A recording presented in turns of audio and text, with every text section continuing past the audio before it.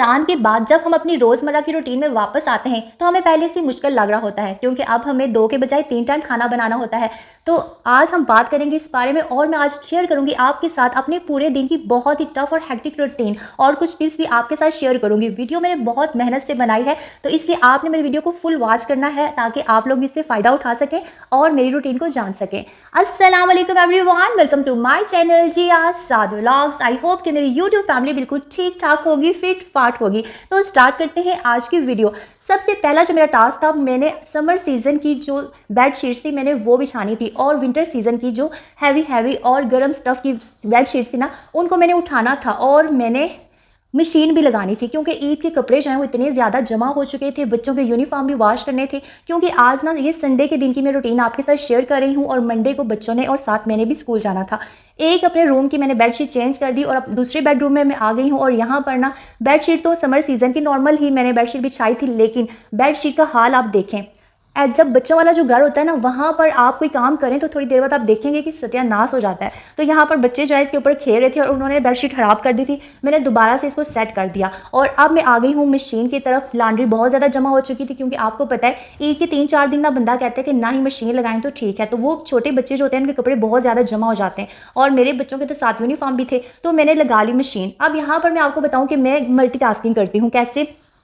मैंने वहाँ पर मशीन में कपड़े डाल दिए, और जब तक मेरा एक चक्कर कंप्लीट होगा ना, मैं आ गई हूँ किचन में। अब यहाँ पर जो मेरे सिंक में बर्तन जमा है मैं वो वॉश करूँगी। यहाँ पर मैंने सिंक के सारे बर्तन वॉश कर दिए, लेकिन ये सिंक का जो एरिया है ना, इसको मैंने अभी साफ़ नहीं किया, क्योंकि मशीन की आवाज़ आ गई थी और मैंने वापस जाना था मशीन की तरफ। यहाँ पर सारे बर्तन जो है वो मैंने ड्राई होने के लिए रख दिए हैं।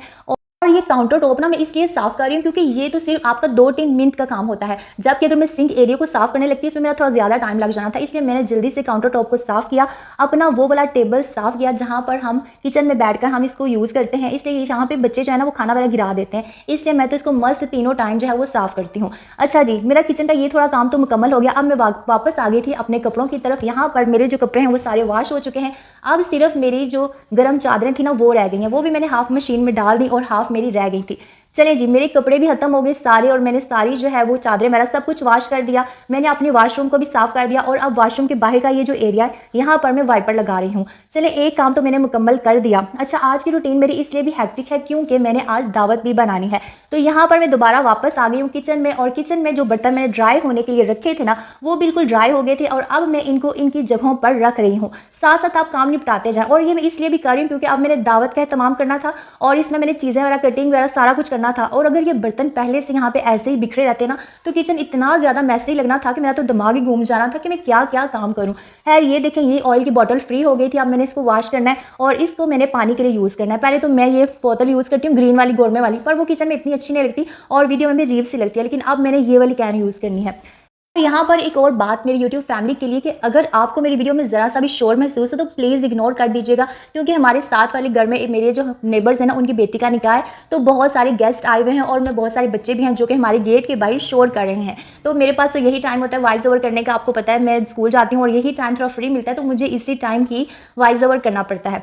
अच्छा, अब आप लोग कह रहे होंगे कि ना आप तो हमें कहती हैं कि मतलब इतना ज़्यादा आप सारे टास्क एक ही दिन सेलेक्ट ना किया करें। अगर आपने कोई बड़ा टास्क रखा है तो फिर उस दिन आप छोटे मोटे टास्क रखा करें, सारे बड़े बड़े टास्क ना रखें। तो वो ये कि मेरी मजबूरी थी, क्योंकि सुबह स्कूल जाना था और संडे को मैंने सब कुछ करना था। और दावत इसलिए रखी क्योंकि मेरे जो हस्बैंड है उनके फ्रेंड उन्होंने वापस चले जाना था अपनी जॉब की वजह से, तो दोबारा पता नहीं उन्होंने कब आना था, इसलिए हमें उनकी दावत जो है वो आज ही बनानी थी।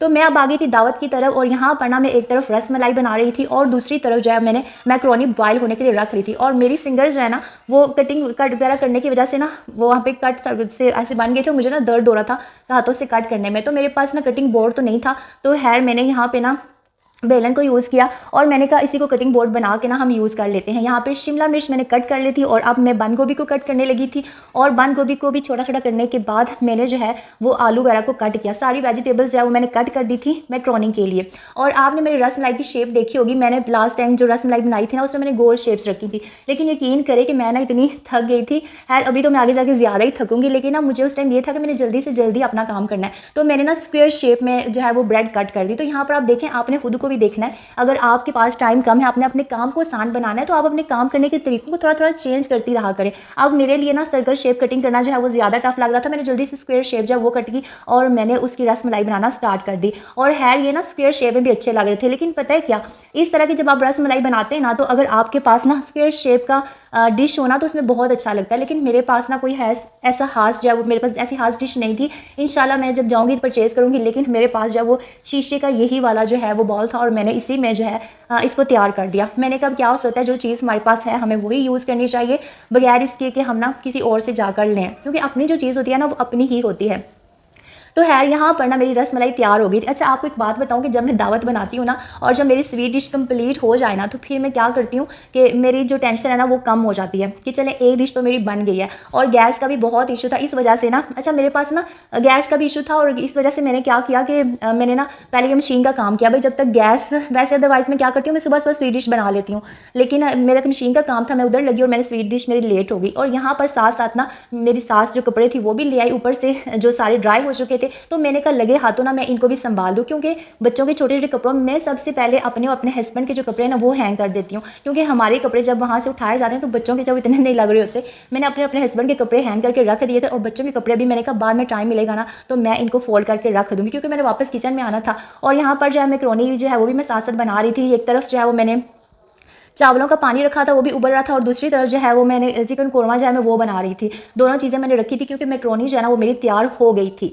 और यहाँ पर ना दाल बची हुई थी, तो मैंने सोचा कि मैं ना रिज़ो को वेस्ट नहीं करती, आपको पता है। तो मैंने कहा मैंने वैसे भी चिकन कोरमे का जो शोरबा है ना उसको मैंने थोड़ा थिक करना था, तो मैंने क्या किया, मैंने इस दाल को ना ग्राइंड करके तो इसमें डाल दिया। अच्छा, आप ना इसको ट्राई कीजिएगा, बहुत अच्छी ये टिप है। इससे एक तो आपका जो चिकन कोरमा है ना, सॉरी, जो आपका चिकन कोरमा है उसमें ना एक हलीम का ना थोड़ा सा फ्लेवर आता है और इतना ज़्यादा पहले से टेस्टी भी ज़्यादा हो जाता है और दूसरा ये कि थिक भी हो जाता है।